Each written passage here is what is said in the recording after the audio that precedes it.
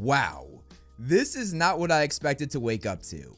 Warner Brothers has been bought by the streaming company Netflix for $82.7 billion.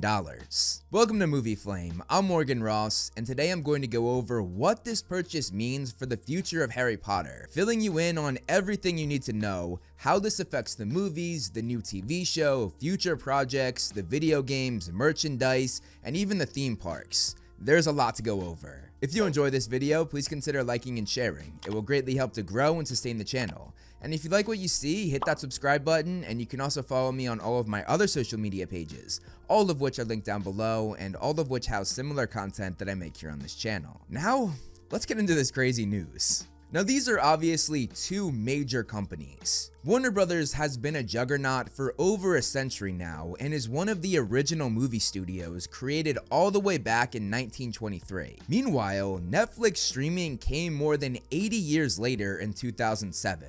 Obviously, they had their blockbuster-like business before streaming though, which began around 1997. But the first thing we have to do is look at the quote from Ted Sarandos, the CEO of Netflix. He said, "Our mission has always been to entertain the world. By combining Warner Brothers' incredible library of shows and movies, from timeless classics like Casablanca to Citizen Kane, to modern favorites like Harry Potter and Friends. With our culture, defining titles like Stranger Things, K-pop Demon Hunters, and Squid Game, we'll be able to do that even better. Together, we can give audiences more of what they love and help define the next century of storytelling." This basically means that the last 100 years of art Warner Brothers has made could now be on Netflix. Now, if this merger does close, which it hasn't fully yet, it could still be blocked, Netflix would become the owner of the core Harry Potter / Wizarding World IP. And that seems like one of the biggest reasons why they're doing this, considering that it was one of the first things the CEO mentioned in the quote I just read you. So clearly, that was one of the biggest IPs they wanted from this deal. Currently, the Harry Potter movies are on HBO Max as well as Peacock. So I imagine that Netflix will take it off both of those streaming platforms and have it exclusively on Netflix. And because Netflix now owns the Harry Potter IP, they now have the freedom to reboot, reimagine, or expand the film universe, much like Disney did with Percy Jackson after the flop of the movies. However, unlike Rick Riordan, the author of the Percy Jackson series, who was all in on this, Rowling definitely complicates this. She sold the film rights to Warner Brothers back in the late 90s, which gave Warner Brothers the right to produce, distribute, and profit from the films. However, she negotiated unusually favorable terms for herself. She retained significant creative control over the adaptations. This includes script approval, some influence over casting / character depiction, and merchandising and licensing.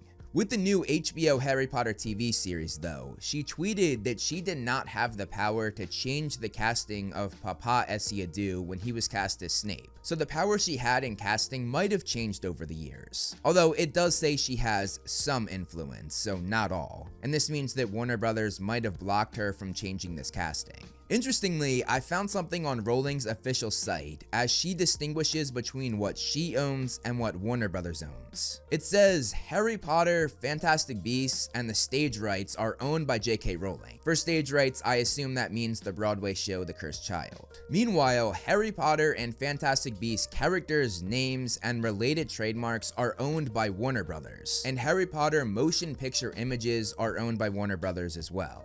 But the Wizarding World is trademarked by Rowling and Warner Brothers, meaning they share that, which is part of the deal that allows her to have creative freedom, while Warner Brothers is also allowed to do what they want with the films. Now, as for the TV show, Netflix has publicly said that they expect to maintain Warner Brothers' current operations, meaning that they will continue the production of the new Harry Potter TV series. One thing huge though is that this purchase almost certainly means that the show will now be a Netflix production and potentially a Netflix original instead of an HBO / Max original. That may shift how this show is distributed. HBO is blocked in certain countries. Netflix is global though, so this is good news for those in other countries that otherwise might not have been able to watch the show, at least not legally. However, this also means that Netflix will have control on whether or not the show continues or is canceled. HBO has already said that they are putting $1 billion